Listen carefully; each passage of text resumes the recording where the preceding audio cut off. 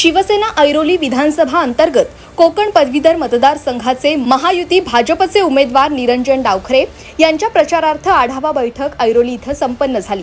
सदर बैठकीला संबोधित करण्यासाठी उपस्थित होते नवी मुंबई शिवसेना जिल्हा प्रमुख विजय चौगुले, त्याचबरोबर ऐरोली येथील विविध शैक्षणिक संस्थेचे प्रमुख, संस्थेचे प्रतिनिधी, माजी नगरसेवक ममित चौगुले, शिवसेनेचे पदाधिकारी, कार्यकर्ते यांच्यासह ऐरोली विभागातील पदवीधर मतदार तसंच शिक्षक या बैठकीत मोठ्या संख्येने उपस्थित होते।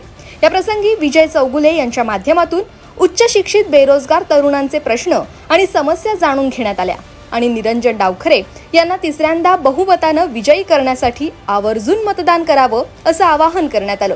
यावेळी विजय चौगुले यांनी निरंजन डावखरे यांचा विजय हा निश्चित असल्याचा विश्वास देखील व्यक्त केलाय।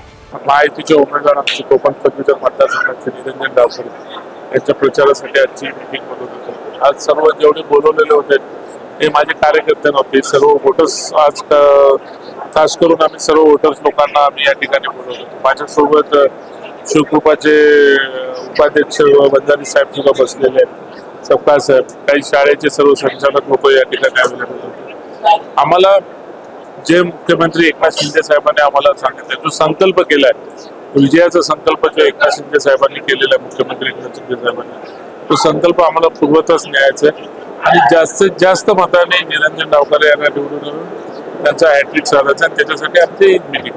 आता 2 लाखाच्या आसपास संपूर्ण याच्यामध्ये मतदार आमचं जास्तीत जास्त मतदार व्हायला पाहिजे, याच्यासाठी आम्ही सर्वजण प्रयत्नशील आहोत आणि ते आम्ही प्रयत्न करत आहोत।